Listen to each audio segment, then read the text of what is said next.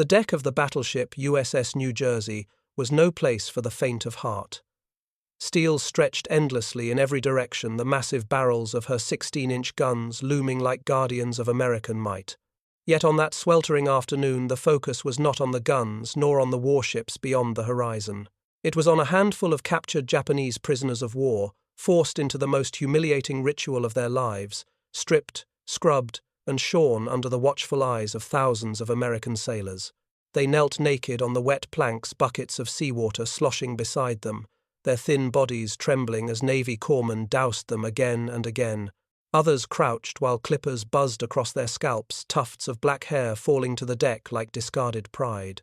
Around them sailors crowded every railing and turret, some laughing, others whispering, many simply stunned.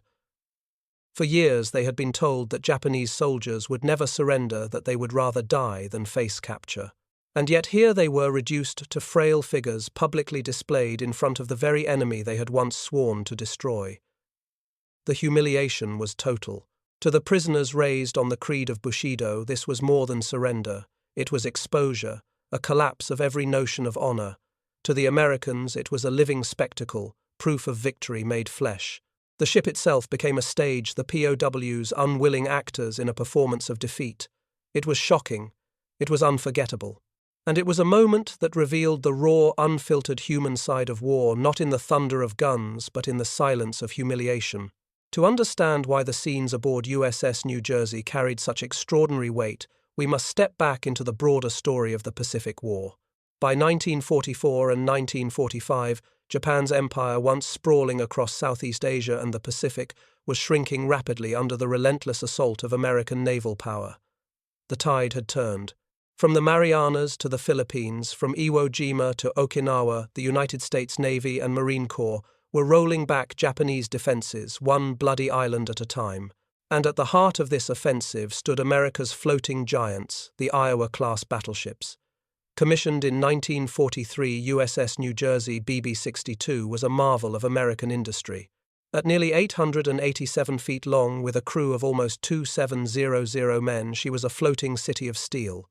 Her massive engines propelled her through the waves at over 33 knots faster than most cruisers, while her 9 16-inch divided by 50 caliber guns could hurl shells weighing nearly a ton at targets more than 20 miles away. Bristling with anti-aircraft batteries, radar systems, machine shops, medical facilities, bakeries and refrigeration plants, she was self-contained, capable of sustaining months of operations without resupply. For the men who served on her New Jersey was both fortress and home, an overwhelming symbol of America's industrial strength. For Japanese soldiers and sailors, the very existence of such ships was almost incomprehensible. By 1944, Japan's resources were nearly exhausted. Oil supplies were dwindling, factories bombed, and supply chains strangled by American submarines. Soldiers in the field often subsisted on little more than rice mixed with barley or sweet potatoes. Malnutrition and disease spread rapidly. In sharp contrast, an American sailor aboard New Jersey sat down to 3 meals a day, complete with fresh bread, vegetables, meat, and even luxuries like ice cream. This stark disparity in resources was one of the most crushing realities of the war. Yet Japanese military culture was built on the ancient code of bushido, the belief that death was preferable to surrender. From the very beginning of the Pacific War, American troops had encountered enemies who fought to the last man, who launched suicidal charges, or who blew themselves up with grenades rather than fall into enemy hands. By mid-war, American soldiers expected Japanese foes to die where they stood. In places like Saipan and Peleliu Mas, suicides confirmed this grim reality. Thus, when Japanese prisoners were actually captured alive, it was a rare and startling event. This rarity only amplified the psychological impact of what happened aboard New Jersey. To the Americans, seeing Japanese POWs was shocking enough, but the way those prisoners were processed, stripped, washed, deloused, and shorn under the public gaze of thousands turned a routine naval procedure into something unforgettable. Why were these humiliating steps taken? On paper, it was about hygiene and safety. Prisoners pulled from the sea were filthy, often infested with lice or covered in oil.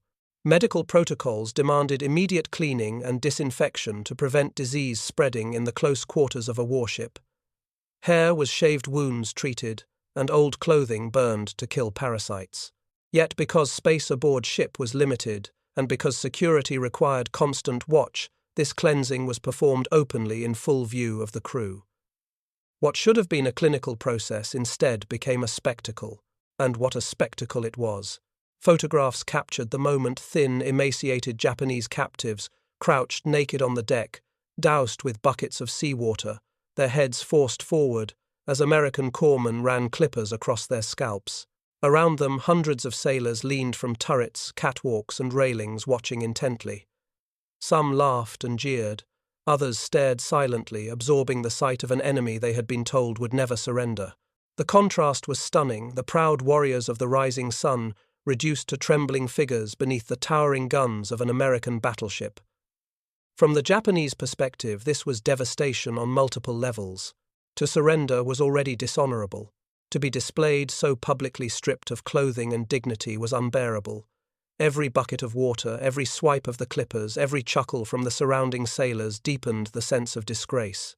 It was humiliation magnified 1,000-fold by the steel stage upon which it occurred. For the Americans, the moment carried different meanings.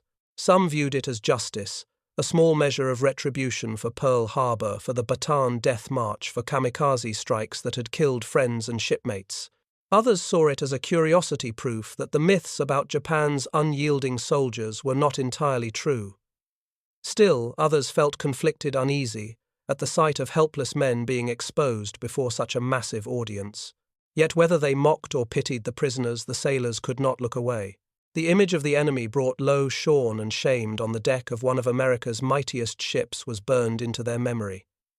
It was more than just humiliation, it was propaganda in living form. The United States Navy, by enforcing discipline and following Geneva Convention standards, demonstrated moral superiority. The Japanese, who had treated Allied prisoners with shocking cruelty, were now treated with an unexpected mixture of severity and mercy. They were humiliated, yes, but they were also fed, clothed, and kept alive. The very fact that they would leave the ship healthier than when they came aboard was itself a paradox that gnawed at the foundations of Japanese wartime ideology.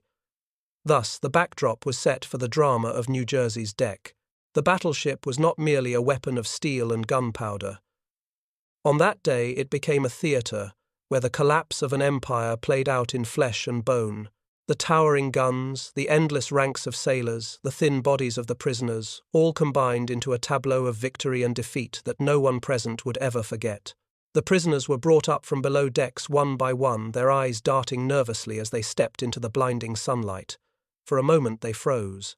Before them stretched the immensity of USS New Jersey's forward deck, an expanse of steel large enough to host a parade. Lined along the railings and turrets were hundreds of sailors, their khaki uniforms and dungarees blending into a sea of faces. The towering barrels of the 16-inch guns loomed overhead, casting shadows that seemed to pin the prisoners down like insects under glass. The Japanese captives were thin, their ribs showing their skin stretched tight over bones. Salt water clung to their bodies. They had been fished from the sea only hours earlier, half-starved and shivering. Now, stripped of their ragged uniforms, they crouched naked on the deck buckets of seawater placed in front of them. American corpsmen, accompanied by armed guards, barked orders. The prisoners splashed themselves with water under the watchful eyes of an audience that numbered in the hundreds. To the Americans, this was routine sanitation before confinement. To the prisoners, it was humiliation on a colossal scale. They were not just washing, they were being displayed. Every move they made, every trembling gesture was scrutinized by a crowd of enemy sailors, some smirking, some whispering, others shouting insults. The shame was unbearable. After the wash came the clippers. A Navy barber stepped forward, shears buzzing in his hand. One by one the Japanese knelt as their hair was shaved off in rough, efficient strokes. Black tufts scattered across the deck, mingling with seawater. For the prisoners, hair carried deep cultural meaning. It symbolized dignity, manhood, and identity. To be shaved bald under the eyes of laughing strangers was a degradation beyond words. One prisoner clenched his fists, trying to hold onto some fragment of defiance. He refused to bow his head at first, his dark eyes glaring straight ahead. The barber pressed down firmly, forcing him into submission. The crowd roared, half amused, half astonished. For American sailors who had lost comrades to kamikaze attacks, it was intoxicating to watch the once proud enemy reduced to this. Yet for others, the sight was unsettling. They shifted uncomfortably, aware that the line between necessity and cruelty was perilously thin. When the shaving was done, the corpsman inspected each prisoner, searching for wounds, parasites, or hidden weapons. The captives sat, huddled arms wrapped around themselves, the cold steel of the deck chilling their bare skin. Their clothing, already tattered, was collected, inspected for documents, then tossed aside. Some POWs tried to shield themselves with rags. Others simply stared at the floor, their spirits broken. Meanwhile, sailors crowded even closer. Men perched on turrets, pipes dangling from their mouths, or leaned on the railings, snapping photographs with personal cameras. It was part spectacle, part initiation, a moment when the enemy was no longer an abstract figure but a defeated, humiliated man in the flesh. And yet amid the jeers there were also whispers of disbelief. "I never thought I'd see a Jap give up," one sailor muttered. "They always fight to the death." Another replied, "Look at 'em, skin and bones. They're finished." For some, the scene was not triumph but revelation, the realization that the enemy was mortal, breakable, and already beaten by hunger and exhaustion long before stepping onto the deck of New Jersey. Once cleaned and shorn, the prisoners were issued loose clothing, often surplus Navy dungarees or undergarments. The transformation was stark, from ragged warriors to anonymous shaven figures in borrowed clothes. They were given bread, water, and sometimes cigarettes. Many ate hungrily, hands trembling. To American eyes, this generosity was routine, a reflection of regulations and discipline. To the Japanese, it was perhaps the cruelest humiliation of all, being fed by the very enemy they had been taught to despise. For the crew, the ritual was both cathartic and sobering. Men cheered, laughed, and jeered, venting years of anger. But when silence fell, when the prisoners sat in their new clothes, heads bowed, something heavier lingered. The enormity of American power was undeniable, the guns, the food, the steel, the sheer numbers. But so too was the fragility of human dignity stripped bare on the open deck. In that moment, New Jersey became more than a battleship. She was a theater of psychological warfare. The humiliation of the prisoners was not just an accident of circumstance. It was a demonstration, intentional or not, of American supremacy. Every sailor watching understood it. Every prisoner enduring it felt it burn into his soul. The incident seared itself into memory. Some sailors carried photographs home showing the POWs crouched naked under the gaze of 1,000 eyes. Others recounted the scene in letters, describing how stunned they were to witness Japanese captives alive and subdued.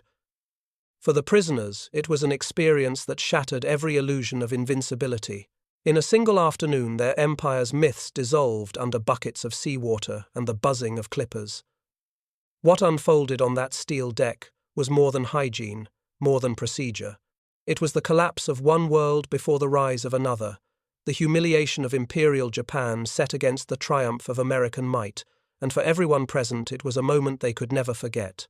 The climax of the ordeal came when the cleansing turned into something far greater than a sanitary procedure. By now, the Japanese prisoners had been stripped, washed, and shorn under the merciless gaze of the crew. Yet what happened next transformed the deck of USS New Jersey into a stage of tension and raw emotion, one where discipline and vengeance collided.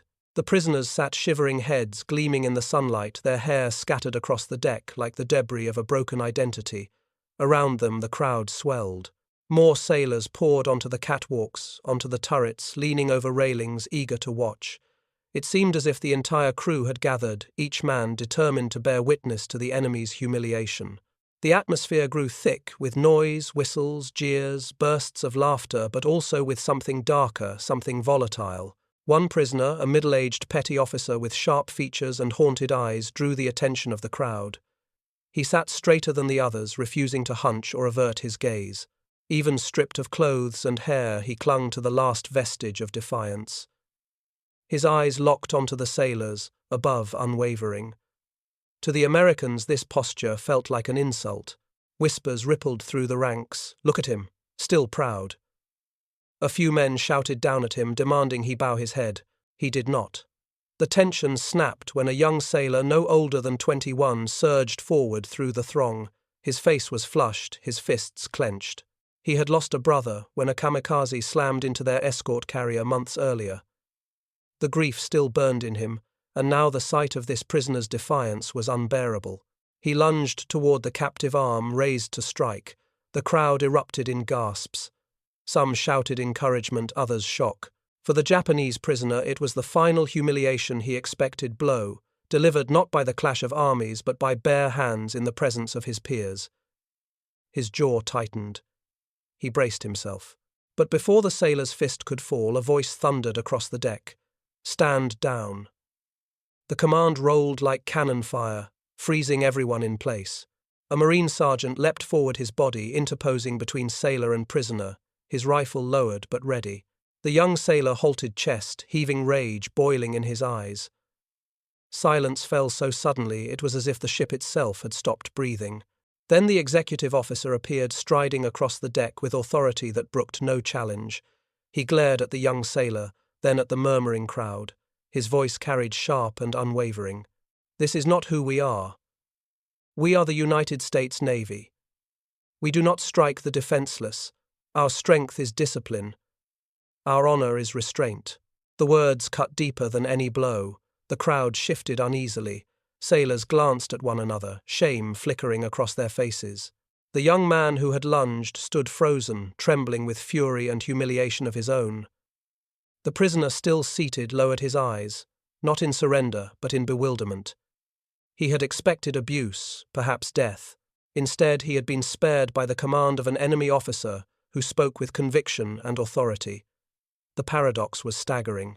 For a culture raised to expect cruelty, this act of restraint was more humiliating than a beating. To be shown mercy when one anticipated hatred was a wound to pride, a collapse of certainty. One Japanese prisoner later admitted that it was in that moment when the blow was denied that he felt the true weight of defeat. America's strength was not only in her steel, but in her refusal to descend into barbarity.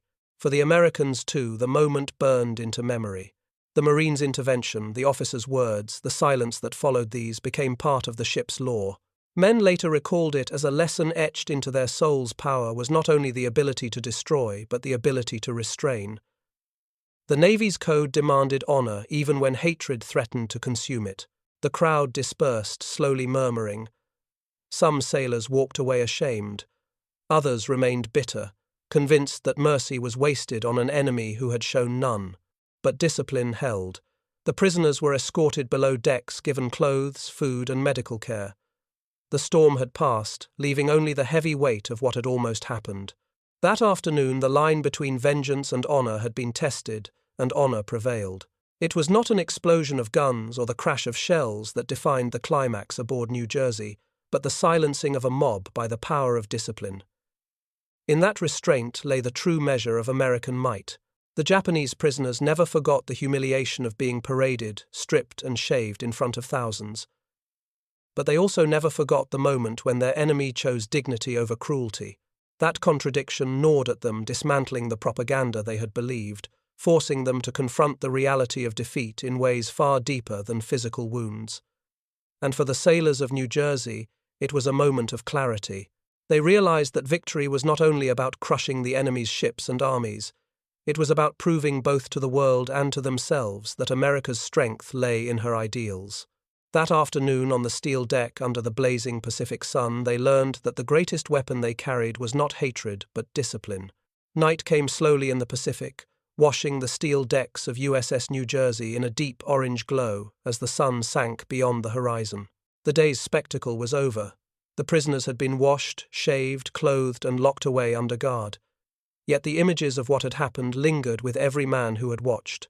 The crowd dispersed hours earlier, but the echo of humiliation, of anger, of discipline enforced by command stayed heavy in the air. In the brig, the Japanese prisoners huddled silently.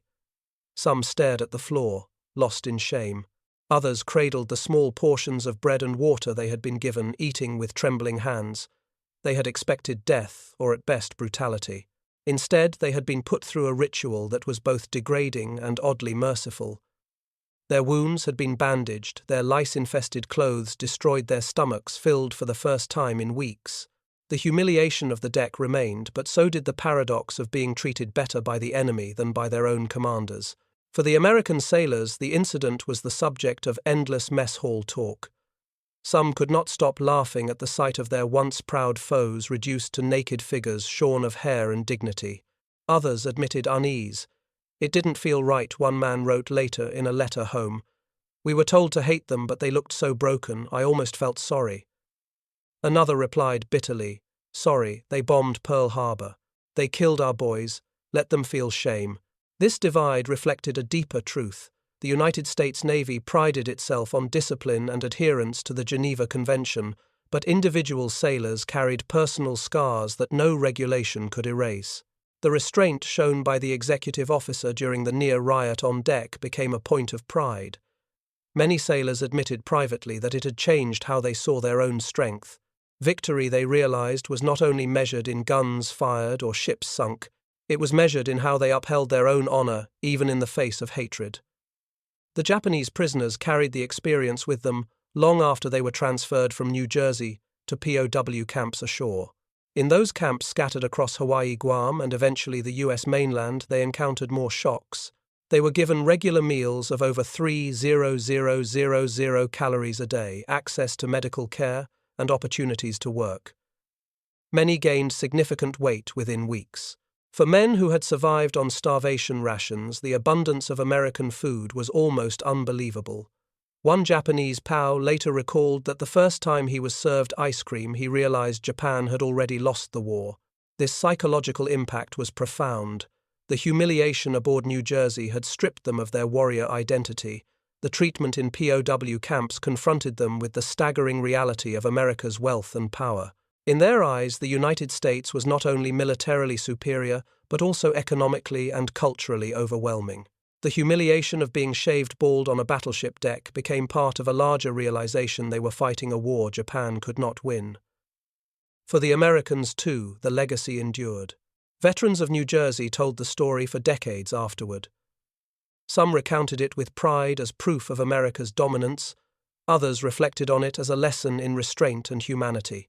The photographs taken that day showing the naked prisoners crouched on the steel deck while sailors looked on became part of the visual record of the war. They were circulated in Navy archives, sometimes in newspapers, reminders of the strange intersection between hygiene, humiliation, and propaganda. The broader symbolism was undeniable. The United States had built a fleet of steel giants fueled by an industrial base that dwarfed the rest of the world. Japan had built myths of invincible warriors who would never surrender. On New Jersey's deck, those myths collapsed. The humiliation of the prisoners was more than personal. It was national. It revealed the weakness of the empire exposed under the gaze of thousands powerless in the shadow of American guns. When the war ended in August 1945, scenes like the one aboard New Jersey multiplied. Tens of thousands of Japanese soldiers became POWs, many experiencing the same mixture of humiliation and mercy. For some, it was the first step toward questioning the militarist ideology that had driven their nation to ruin. For others, it remained a wound of pride never healed. Yet collectively, these experiences contributed to Japan's transformation in the post-war years. Confronted with the reality of American power, not just military but industrial and humanitarian, the foundations of a new Japan were laid. USS New Jersey herself continued her service long after the war. She fought again in Korea, in Vietnam, and even provided fire support in Lebanon during the 1,980 seconds. Yet for those who had been aboard her in the Pacific, the memory of the POWs lingered as one of the most vivid moments of World War II. Visitors who now walk her decks in Camden, New Jersey, as she rests, preserved as a museum, may not know the full story. But the steel still holds echoes of that day when humiliation and restraint collided, when America's might was displayed not just in firepower but in discipline. The legacy is clear. The humiliation of Japanese prisoners aboard New Jersey was not simply cruelty. It was a symbol of victory, a demonstration of power, and a test of America's character. It showed that the United States could dominate utterly and still choose restraint. For the Japanese, it was unforgettable proof of defeat. For the Americans, it was a reminder that the strongest weapon they carried was not steel but honor. As one sailor wrote in his diary that night, "We won't remember the shells we fired today. We'll remember the faces of the men who sat on our deck, stripped of everything, and the moment we chose to hold our fists back. That is how I knew we had already won."